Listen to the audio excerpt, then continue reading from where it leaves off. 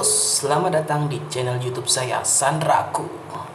Manhwa ini menceritakan suatu hari di tahun 2050. Monster tiba-tiba menyerang dan bahkan makhluk aneh seperti konstelasi muncul. Atas itu, orang-orang yang mampu menggunakan kekuatan magis melalui kebangkitan atau apapun mulai bermunculan.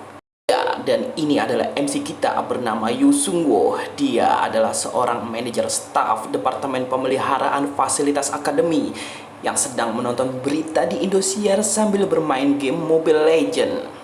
Segi penampilannya, dia tidak terlihat seperti hunter atau pahlawan, hanya warga sipil biasa.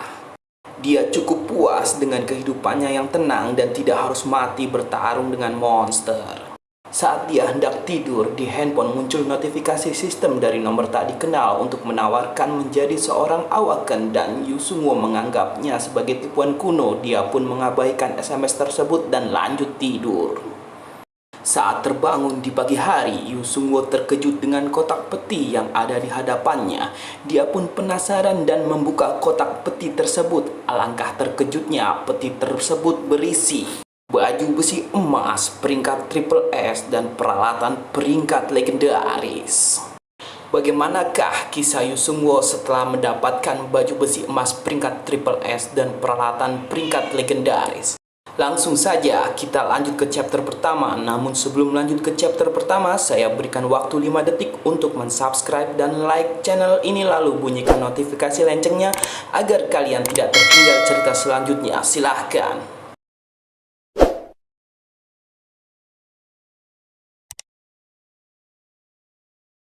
Di chapter pertama ini, Yu Sung-woo sedang bekerja di kantornya dan menunggu jam pulang. Tiba saatnya jam menunjukkan waktunya, dia pun bergegas pulang dan berpamitan dengan temannya.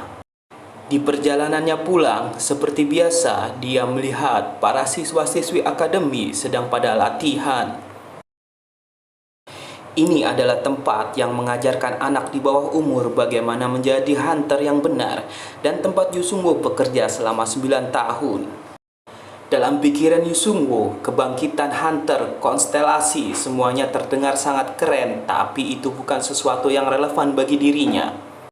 Setibanya di apartemen tempat tinggal Yu Sung-woo, dia beristirahat sejenak, melepas lelah dan bersantai di sofa sembari meminum adem sari rasa cincau sambil menonton berita Indosiar yang dibawakan Jeremy Teti, yang menyatakan dari Asosiasi Hunter bahwa dalam 1 bulan 200 orang menghilang dan sebagian besar orang yang hilang terhubung ke konstelasi Raja Pembantai, dan mereka mencoba untuk mencari tahu sebuah rencana.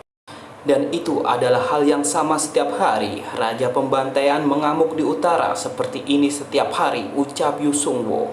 Jeremy Teti melanjutkan berita tentang keretakan atau perselisihan yang melebar antara Asosiasi Hunter dan Koalisi Sipil atas masalah anggaran. Satu sisi ingin menggunakan uang, sementara pihak lain ingin mereka berhenti menghabiskan begitu banyak uang. Itu nggak akan pernah berakhir, ucap Yu Sung-woo. Meskipun dunia berubah, yang diuntungkan dari semua ini adalah menjalani kehidupan yang baik dan masyarakat masih penuh dengan kejahatan dan korupsi. Meskipun tampaknya dunia berubah, nggak ada yang berbeda. Tapi itu semua dilakukan oleh orang yang lebih pintar dan lebih mampu dariku. Apa yang bisa dilakukan orang sepertiku, ucap Yu Sung-woo sambil main Mobile Legends-nya. Beberapa orang mungkin menyebutku pecundang atau bajingan karena berpikir seperti ini, tetapi aku ingin membantahnya dengan mengatakan bahwa aku sebenarnya bijaksana. Semakin kamu menyerah, semakin mudah hidup ini. Tak perlu menangis ketika usahamu gagal membuahkan hasil. Kamu juga nggak perlu merasa nggak mampu dan tertekan karena kurangnya bakat, lanjut Yu Sung-woo sambil meletakkan handphonenya di atas meja. Saat Yu Sung-woo mulai akan tertidur, handphonenya pun berbunyi, ada pesan masuk. Dia pun mengeceknya, pesan sistem dari nomor yang tak dikenal, menawarkan Yu Sung-woo menjadi awakener. Tentu saja Yu Sung-woo menganggapnya sebagai penipuan atau lelucon. Dan jika itu benar, Yu Sung-woo bisa jadi awakener, tentu saja dia mau melakukannya hanya dengan menjadi seorang kebangkitan rank F dan menerima kenaikan gaji. Yu Sung-woo pun tak memperdulikannya dan lanjut tidur karena besok dia nguli lagi pagi-pagi. Namun saat akan memejamkan mata, HP itu berbunyi lagi. Dia pun tak peduli dan lanjut tidur. Dan saat pagi, Yu Sung-woo bangun. Seperti kita pada umumnya, langsung ambil handphone. Dia pun melihat handphone dan ada 7 pesan yang belum terbaca.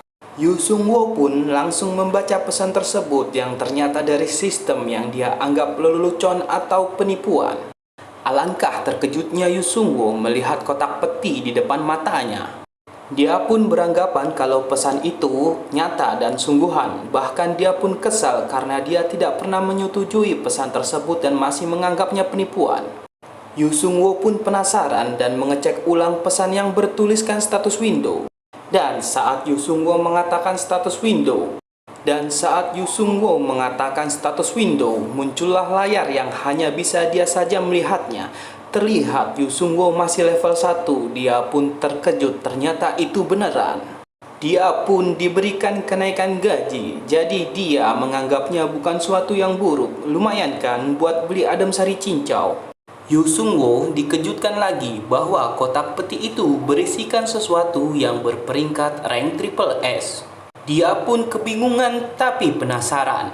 Yu Sung-woo penasaran dan ingin membukanya. Kotak peti itu pun dibuka dan muncul cahaya dari dalam kotak peti. Cahaya emas berkilauan dan menampilkan status di windownya. Jeng, ternyata di dalam kotak peti itu ada baju besi emas dengan sifat rank triple S dan peralatan legendaris. Yu Sung-woo menganggapnya kesempatan seumur hidup, namun jika itu 10 atau 5 tahun yang lalu dia akan senang, tapi sekarang berbeda. Yu Sung-woo pun berencana akan membuangnya dan menganggap itu sebagai kutukan yang akan menghancurkan hidupnya karena dia tak punya niat untuk mati saat bertarung dan siap untuk membuangnya. Pikirnya, jika item legendaris ditemukan di area ini, hunter dari guild-guild besar akan merebutkannya dan seluruh area ini akan menjadi zona perang antara guild besar dan hancur dalam sekejap. Yu Sung-woo pun bergegas berangkat ke kantornya untuk meminta izin kepada bosnya bekerja setengah hari, padahal mau buang item peringkat triple S dan dia pun dapat izin dari bosnya. Dia pun langsung pergi dengan bus Transjakarta menuju Incheon dan memutuskan untuk membuang barang jahat yang mengancam keselamatan hidupnya.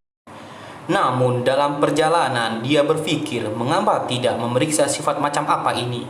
Dan itu mengganggunya bahwa itu disebut jalan seorang kesatria. Yu Sung-woo memeriksa status window-nya. Dalam status window tersebut menjelaskan sifat jalan kesatria yang hebat, peringkat triple S, deskripsi jalan seorang kesatria besar akan membawamu ke posisi untuk melindungi dunia.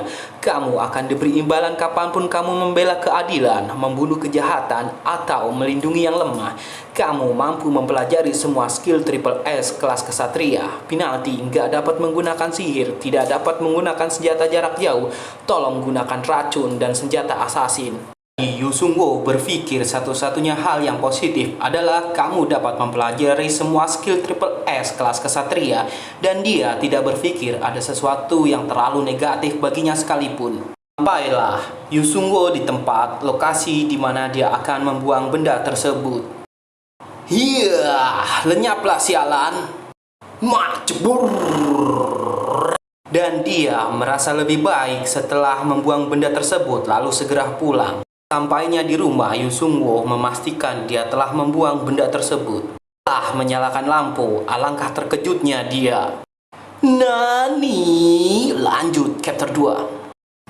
Di chapter kedua, tepat 24 tahun yang lalu, tahun di mana Grandmaster salah satu awakener terkuat dalam sejarah meninggalkan Korea dengan sekelompok awakener setelah konflik dengan pemerintah.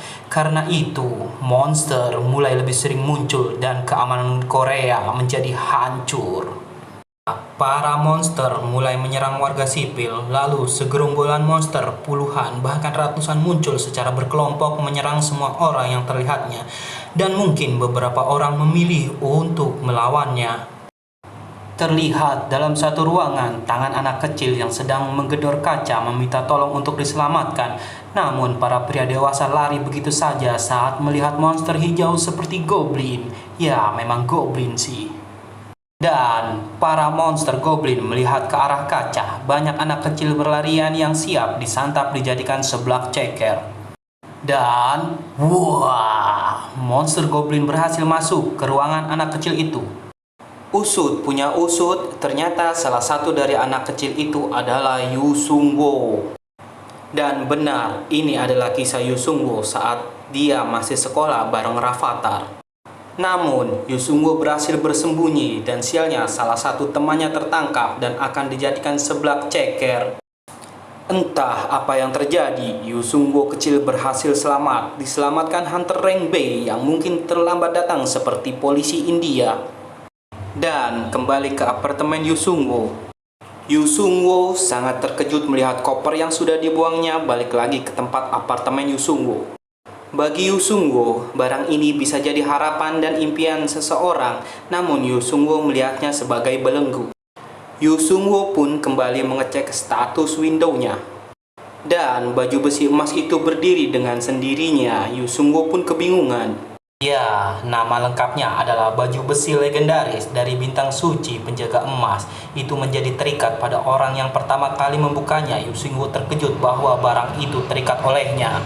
Yu Sungwo pun melihat status window kembali dan membaca, mengeklik fungsi tambahan.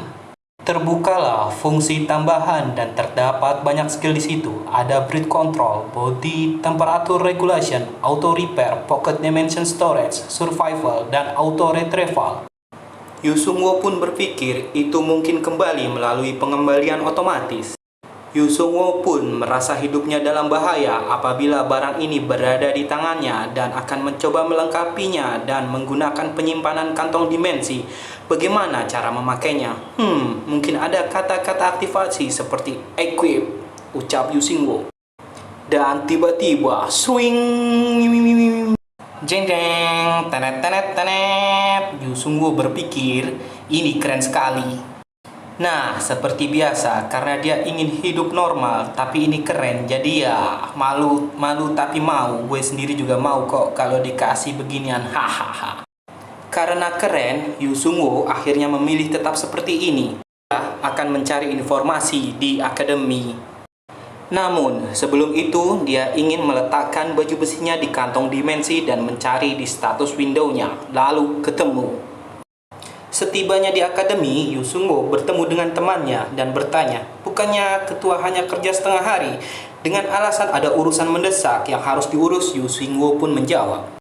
Dia mulai mencari informasi dan mungkin menemukan sesuatu melalui daftar bahan dan peralatan pendidikan Hunter. Informasi pun didapatkan, hukuman trade ini lebih buruk dari yang aku kira. Jadi, aku selalu harus bertarung jarak dekat. Itu agak merepotkan, ucap Yu Sungwo sambil megang jidat jenongnya. Dan berpikir, biasanya kalau ada penalti yang besar, untungnya juga lumayan besar. Tetapi, semua yang dikatakan adalah kamu akan diberi imbalan kapanpun kamu membela keadilan, membunuh kejahatan, atau melindungi yang lemah, dan kamu mampu mempelajari semua skill triple S kelas kesatria. Namun, Yu Sungwo berpikir itu terlalu jauh, keadilan pantatmu, ucapnya. Yu Sungwo pun memulai dengan mengambil semua materi yang berhubungan dengan skill kelas kesatria dan pertarungan jarak dekat. Setelah mendapatkan semua yang dia butuhkan, waktunya Yu Sungwo pergi. Biar tidak diperhatikan, Yu Sungwo pun celingak-celinguk dan pergi melalui tangga darurat. Saat keluar melewati tangga, Yu Sungwo melihat seorang hunter sedang merekrut siswi secara ilegal untuk masuk ke guildnya. Hunter tersebut bernama Jang Yun Seok dari Guild Avalon. Guild Avalon sendiri adalah guild yang terkenal karena merekrut bakat secara agresif. Namun, siswi itu menolaknya mentah-mentah karena dia masih siswi akademi. Yu Sungwo melihat hal itu sangat merepotkan baginya. Diketahui bahwa di akademi yang melatih kebangkitan dan hunter ada faksi guild dan perebutan siswa dengan bakat yang baik atau skill yang langka sangat intens. Prosedur normalnya adalah bahwa guild seharusnya bersaing satu sama lain dan secara resmi merekrut mereka dengan kontrak setelah mereka menang. Di sini, Jang Yung Seok masih memaksa siswi tersebut dan menimbulkan perdebatan. Namun, Yu Sungwo yang melihat itu tak tahu harus berbuat apa. Akhirnya, Yu Sung-woo menelepon Guild Jayang dan melaporkan Guild Avalon sedang mencoba memaksa seorang siswi perempuan ke dalam kontrak yang berada di tangga darurat gedung B2. Datanglah seorang hunter dari Guild Jayang yang menegur Jang Yun Seok. Apa yang kau lakukan? Diketahui bahwa Guild Jayang adalah kartu as dari komite disiplin. Jang Yun Seok mencoba untuk kabur, namun hunter tersebut berhasil meraih pundaknya dan Jang Yun Seok berhasil tertangkap sambil menahan malu dia nyengir kuda. Dan Yu Sung-woo senyum-senyum sendiri bahwa yang dilakukannya adalah tindakan yang benar. Siswi tersebut pun berterima kasih pada hunter Guild Jayang, lalu hunter tersebut meminta untuk menghubunginya jika terjadi hal seperti ini lagi. Yu Sung-woo terlihat senang masalah itu diselesaikannya dengan baik. Siswi dari akademi ini meminta nomor hunter dari Guild Jayang. Yu Sung-woo pun terkejut bahwasanya Guild Jayang sama buruknya dengan Guild Avalon. Keesokan harinya, di suatu ruang istirahat akademi, Yu Sung-woo sedang mengobrol dengan temannya tentang ujian tengah semester, final, dan kelulusan. Dan temannya bertanya, apa yang Yu Sung-woo lakukan terhadap Guild Avalon dan menjadinya gila? Yu Sung-woo pun menjawab dia hanya mengadukan ke Guild Jayang karena mereka memangsa seorang siswi. Namun, Yu Sung-woo tidak mengetahui bahwa siswi tersebut luar biasa sampai mereka benar-benar marah. Dan ternyata Jang Yun Seok adalah anak dari ketua atau pendiri Guild Avalon. Dan benar saja, gadis yang Jang Yun Seok tuju memiliki skill trade alkimia, jadi mereka membutuhkannya bagaimanapun caranya. Yu Sung-woo pun terkejut. Apa? Alkimia? Bukankah itu skill prioritas yang diinginkan semua guild besar? Sialan. Apakah mereka tahu itu aku? Lanjut Yu Sung-woo. Aku yakin mereka akan segera mengetahuinya. Aku memberitahumu karena aku mendengar orang-orang komite mengobrol, ucap teman Yu Sung-woo. Yu Sung-woo pun menepuk jidat sambil berkata, apakah mereka nggak tahu tentang perlindungan saksi? Bagaimanapun berhati-hatilah, ini musim final. Itu akan menjadi neraka bagi semua orang jika kita kehilangan pemimpin tim. Yu Sung-woo pun menghela nafas dan berpikir, ini buruk.